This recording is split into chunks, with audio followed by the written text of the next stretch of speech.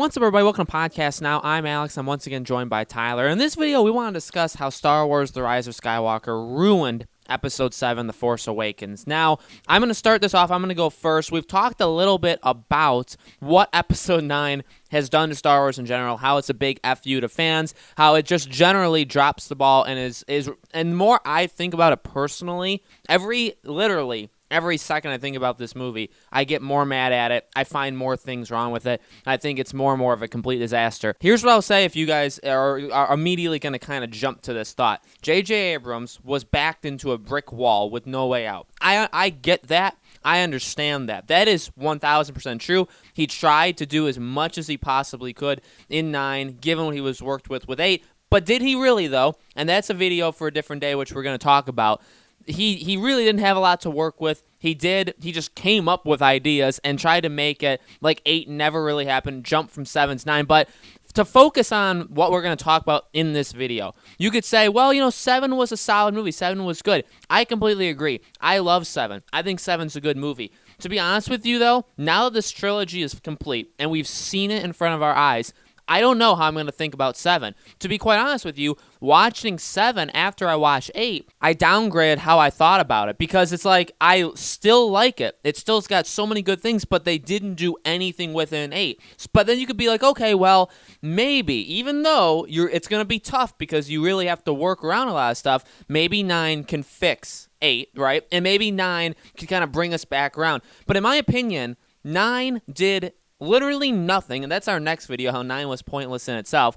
9 did nothing, and it rendered 7, it ruined it. I feel like, and I don't know this because I haven't done it, I feel like if I go and watch 7 now, it's just going to, yeah, you're going to be able to enjoy, I still think this, you're still going to be able to enjoy 7 for what it is, but the colossal disappointment that kind of stems from it, it's like, it kind of, now looking back at it, it gives us all this hope. It gives us all of these creative ideas for, they can do this and they can do that. And look, we're getting brand new characters. They seem interesting. There's a lot of mystery there. What can they do with this? New worlds, new storytelling, new possibilities, new vision, new ways of shooting it. I mean, it looked beautiful. 8 looks beautiful. 9 looks beautiful. Like all this new stuff. Where can they take it? Then Rian Johnson just chucked that out the window, and then JJ jumped out the window to try and find it, and he never quite did. And so what you get now in 9, obviously these are spoiler videos, you get nothing. Rey's character in 9 is the first time I'll tell you, I thought she felt like empty in 7 and 8. I mean, 7, they were still kind of building her, and I feel like it was left. Obviously, it was like left alone because they were going to return to it, right? I feel like 8 was more like it was just she's overpowered. She's still good at everything. They didn't expand upon anything about her, so it's like whatever. Like I guess she's just like not finished. And then in 9, I think she was just bad. They still didn't do anything with her. Her character arc, she didn't really have one. She just started powerful and finished more powerful. Actually, she started perfect and finished more perfect. But other than that, yeah, she did have emotions, literally a character progression, but she was kind of like a brat and just going against everything, and kind of like the reverse Luke in 6, where she's bad for most of it until one thing happens, until Leia dies, and then all of a sudden she just flips the switch. But, that's not good enough. Kylo, and you can make the argument for every main character. We've talked about it. Poe, Finn. They don't know what they're doing with Poe. Finn always just gets regulated to the back, hey, we don't really care what you do. Now you have Force-sensitive abilities. Go enjoy those. Things like that. Leia, I think they did okay considering what they had to work with. I think they did pretty darn solid. But, I hated the Luke scenes. I just feel like, in general, anything that they started to build up in 7 was just crushed by 9. And it's not 7's fault. I'm not saying 7 is to blame for this, but I feel like, in my own personal mind, if you watch 7 and now you're thinking, the lightsaber is calling out to her. Literally Anakin's lightsaber, which then became Luke's, which then became Rey's, called out to her. Why? Because she's a Palpatine. Why? Because we said so. How did he survive? Because we said so. Why? Why? And you don't have to tell me everything. You can show things, but 9 doesn't know how to do that either. So that's ultimately the problem. I feel like every character that they introduced, sadly, and I didn't want this, I like Daisy Ridley. I think she's a great actress. I think Rey is well acted. I think that Rey could have been a fantastic character. Is she cool? Yeah, because she knows how to do literally everything in the best way possible. Is that interesting? No. It's just things that happen. The things that are happening are maybe cool to look at, but they're not interesting because it's like, oh, are they going to explain that? No, it's just because she can. That's it. And that's her character. That's her entire... So I didn't want that. I didn't want Poe and Finn to just be nobodies. Kylo was okay, but he was Darth Vader. He was bad, and then he became good. It was the same arc, the exact same arc. So what did JJ actually... Again, you could blame Rian Johnson. I will blame Rian Johnson for a majority of this. I'll also blame Kathleen Kennedy. But at the same time, JJ could have, written a solid movie, and instead, what you're left with is him trying to do whatever he could with the stuff he started out with, but he still didn't do anything. The characters had nothing. The story of 9... I don't really want to get too much into 9 because, obviously, there's so much wrong with it, and we're going to continue talking about that, but I just don't understand how you could let this happen. And now I feel like when I go back to watch 7, it's just kind of endless possibilities, really. And that's what 7 was. That's what 7, if you watch it on its own, even now, still is. But then you think about it and you say, oh, I wonder where all of this could go. And the answer is it goes to 8, and then it dies there. And then they bring in a brand new threat just because they feel like it for the start of 9. That's where it goes. There's no arc. There's no connection, really, between 7 and 9.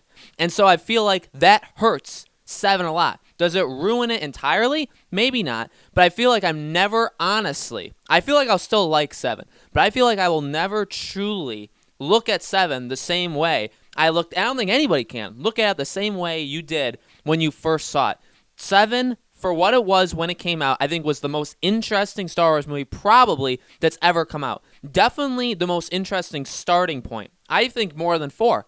And what they did with that is the most disappointing thing I think you could ever have asked for. People were head over heels on episode 7 of where they could go in the future with it, and they took it nowhere. Yes, you could be Ryan for episode 8, but JJ dropped the ball on episode 9, didn't do anything, ruined the characters, ruined the story, ruined any intrigue that he was building towards, because instead of keeping it up or introducing cool and things that made sense, he made things that didn't make sense. He told you everything, and then if he didn't tell you something, it made no sense. So it was really only one of 2 things that he was able to do in 9. I'm very frustrated with 9. You've seen it in the past videos we've done. You're going to see in the future videos. I feel like 9 doesn't just hurt itself. It doesn't just hurt 8. It hurts 7. It hurts all of them, but we want to make a specific video on that. I'm going to hand it over to Tyler on his thoughts on this now. I would definitely say that The Rise of Skywalker ruined The Force Awakens. I actually think The Force Awakens is... now after seeing The Rise of Skywalker, I think it's definitely the best film of this trilogy. I would say, and I'm one of those people who believe this, I know not everyone agrees, I think 7 is actually one of the strongest Star Wars movies there is, next to Rogue One as well. But this movie, The Rise of Skywalker, definitely ruined it in many different ways. First of all, the villain, obviously we all know, they bring out Kylo Ren in The Force Awakens. They bring out the Knights of Ren. They kind of show it in the vision, hinting at a bigger role for the Knights of Ren. We finally get the Knights of Ren in this movie. They weren't in episode 8, but that's a whole other beast that we're going to get to. But they finally are in this movie here, and they're supposed to be these very good... I don't want to call them assassins, but mercenaries. They're just a really good group of, not great people, not great guys. And they do nothing in this movie. They do nothing at all. In the first movie, so The Force Awakens, in the vision, it seems like they did a lot of killing. There was a lot of dead people around them, with the rain scene and all of that. In this movie, you would think, because, the Emperor and Kylo Ren was using them to find Rey, and every time they show up, they're always late. They do nothing. The only time that they actually do anything at all is when they're beating up Kylo Ren. They never actually take on Rey. They never actually succeeded in capturing Rey. Nothing. They always show up late. They've done absolutely nothing. They're complete waste. So that was a very big disappointment. And unfortunately, it was J.J. Abrams that set him up, and then he didn't do anything with him when he had the chance. So that was pretty upsetting to me. And by the way, Ben Solo killed them, I feel like, very easily. So that was pretty disappointing. So that mystery solved. They're like, who are they? Or, they look pretty cool. Well, unfortunately, that's all that they just look cool, but they aren't cool. So they blew that. The whole Rey's parents, they made it seem like, and I've said this in other videos, they made you feel like Rey was Luke's daughter. Or a lot of people. I was one of those people that believed it's Luke's daughter. And why? Why is that? And again, you might say, well, just because you're wrong, you're mad. No, I'm actually not. I actually don't even care if she's Luke's daughter or not. It would have been better if they went that route. But here's how they ruined it. You got to think about this. We're introduced to Rey in The Force Awakens, right? Nice girl. I like her. She's in the desert. It's almost like it's Tatooine. I know it's not Tatooine, but it's like it's Tatooine, which is very much like how Luke grew up, which is very much like how Anakin grew up. She is kind of like a scavenger, very similar to both. She's very good at flying. You saw the other movies, the first trilogy, I should say. Well, the prequel trilogy. Anakin was a very good pilot at a very young age. Luke was a very good pilot. It ran in their blood. Rey, all of a sudden, she's just magically a very good pilot. Why would that be? Well, probably because she's a Skywalker, right?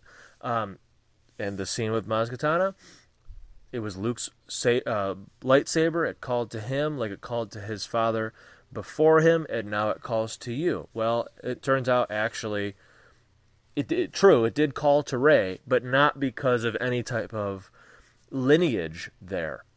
So and then the whole thing too, like at the end, handing off the lightsaber to Luke, and then just the way that he looks at her like, oh, you're not supposed to be here. But now knowing that she was a Palpatine, that she was the Emperor's granddaughter, all of that, everything I just said, how she's a really good pilot. Oh, by the way, I forgot to say how she could fix things really well. Anakin was pretty good about those things. He literally made C-3PO.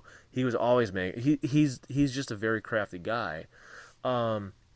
So, it's like they pulled stuff from Luke and Anakin to give to Rey, characteristics, and then now that you know that she's actually a Palpatine, and now you look back at The Force Awakens, and you say, well, wait, then why was she a good pilot? We don't know that the Emperor was a good pilot. We don't know that the Emperor was very handy and could fix things. Why would Luke and Anakin's lightsaber call to Rey, who's a Palpatine? Not, and I know that they said, it doesn't matter, but it's about what's in your heart, not what your blood is. I get it, but what about the characteristics is what I'm saying. Why did she have these characteristics? Why did Luke look at her like, what are you doing here? You're not supposed to be here. You're not supposed to be here. Almost like he sent her away and now she's found him. And now, again, think of the context. You're not supposed to be here. Why? Because she's a Palpatine? I thought you didn't care that she's a Palpatine. Leia didn't care. So it makes it very confusing when you look at that. How much they pushed Finn's Force sensitivity. It's like they told us 12 different times, in case you didn't catch it the other 10 times, that Finn, is kind of Force sensitive. I feel like we kind of already got that vibe in The Force Awakens. To beat it like a dead horse in this one was just kind of dumb. I don't really understand it. I feel like it's because JJ was like, well, RJ didn't do anything about it in 8, so now I really got to make sure to include it in this final film. I just didn't feel like it was really necessary. I felt like Finn was definitely Force sensitive in The Force Awakens just by certain things that he said, his beliefs, just different things. I just got that vibe off of him. And that was without them even having to tell us. Finally, there's actually I feel like there's a number of things, but these I'm just trying to name the top ones. They introduce Supreme Leader Snoke, right? He's the leader of the First Order. Actually, there's two more I have. Oh my god.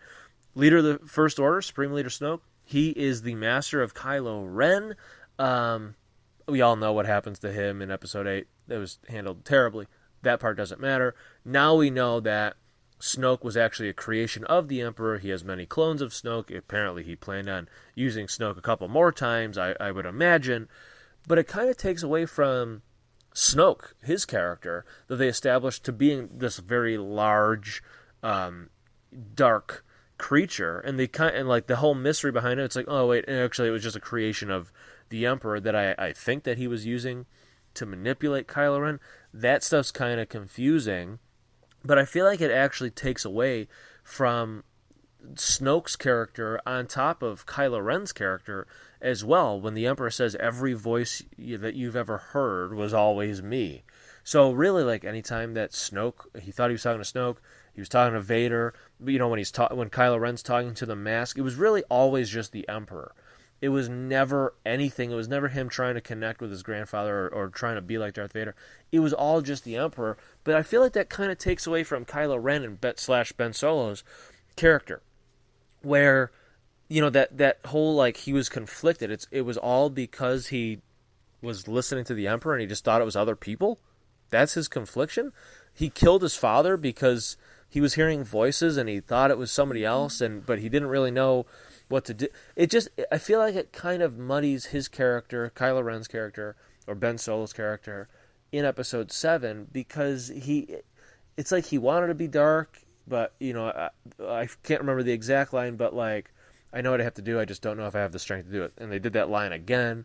But it's just like he's such like I feel like he's like hot or cold. I don't know. It was weird how in 7 you saw him kind of teetering, right? And then he just goes full dark. In this one, he's dark, and you kind of sense that he's like uneasy about it, even though he wasn't uneasy about it in the last film. But then he has no problem just switching sides, just like right then and there. There really was no teetering. It's just strange how they did it. I just feel like it kind of ruined his whole arc that they were kind of setting up just from 7, just from his confliction. There's just so many things that they did that they kind of, basically, I guess what I'm saying is they quickened like everything. Rey's parents, oh well, it was the Emperor's son, he had a wife, they had a kid, they sold you. Yeah, it really, remember how it doesn't matter? Well, it does matter, but it doesn't. All that really matters is that you're the Emperor's granddaughter. Because remember, we hinted at it in the first movie. Actually, no, we didn't hint at it the first movie. So now we got to talk about it just for like 5 seconds and gloss over it. Ben, yeah, he was bad, but he wanted to be good, but he really wanted to be bad. Then he was fully bad, but he really didn't want to be fully bad. He really wanted to be good, and then when the opportunity came, he just took it. He just took it, and he was fine with being good. The end. Oh, okay. Oh, Snoke, yeah, he was actually the Emperor that created him and manipulated him. The villain that you thought was the villain actually wasn't the villain. It was always the original villain. Oh, awesome. That's it. In my opinion, The Rise of Skywalker definitely ruined a lot of what made The Force Awakens, all the questions, and all the emotions in it, kind of messed it up for me quite a bit. So guys, let us know in the comments below, what do you think? Does this movie ruin Episode 7 for you? Do you think that, you can just never kind of watch Episode 7 the same way? Or do you not agree? Do you think you can maybe just watch 7 on its own? It's still, just as good as it was back then. Let us know what you think in the comments below. Make sure you guys subscribe to our YouTube channel podcast now. Hit the bell icon so you guys know when these videos go up. And we are just going to keep on rolling with the Star Wars content, new videos every single day. Thank you guys, as always, for watching. We'll see you on the next video.